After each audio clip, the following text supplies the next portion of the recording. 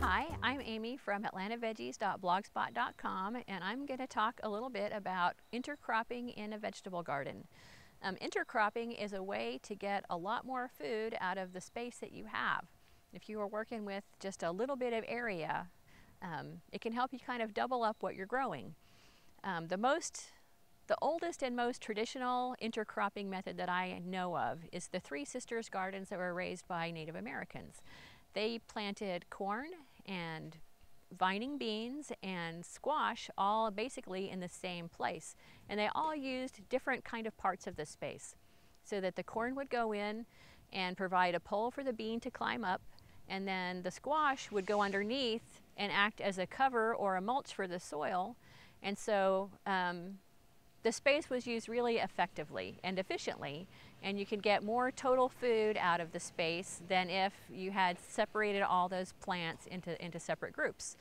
And so in a small garden, there are people who still do Three Sisters gardens, but corn, needs a lot more space. But in your own little garden, you can also plant traditionally like spinach or lettuce next to radishes, because even though the spacing will be close, but the radishes will come up first, because lettuces and spinach are a little bit slower, and radishes are fast off the starting line, and they'll finish first. And so while those are being harvested, the lettuce is just then starting to get to the point where it's going to be harvested too. And so you can have two crops out of that same space at the exact same time. And there are lots of other ways to use intercropping in your garden. If you have a tall plant like corn, and you have a vining plant that's going to go all over the ground and take up space, like sweet potatoes, if they're planted next to each other, then you can aim those sweet potato vines underneath the corn so that they kind of cover up that soil and keep it cooler and a little bit more shaded and more moist. That's a good, efficient use of that space, and otherwise it would be wasted, and those sweet potato vines then are not all over your yard, which they would tend to be because they just sprawl like crazy. And another way to use intercropping is to think about how you plant things, are going to grow things seasonally. So if you have lettuce growing in the spring, and you know that you're going to want to have tomatoes also kind of in that same space at some point, you can go ahead and plan your your lettuce in a way that when you finally put that tomato plant in, it's going to help shade that lettuce, because lettuce doesn't like hot weather, but tomatoes love hot weather.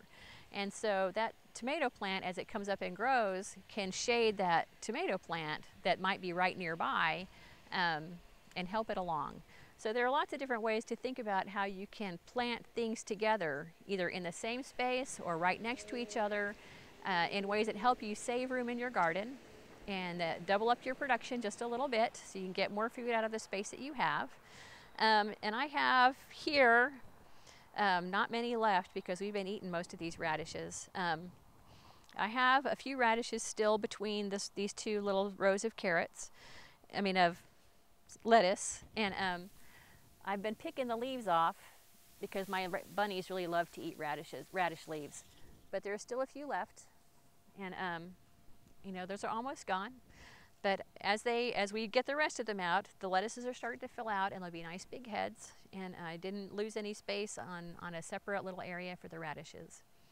So that's how to use intercropping in your garden. So this was Amy from AtlantaVeggies.blogspot.com talking about intercropping.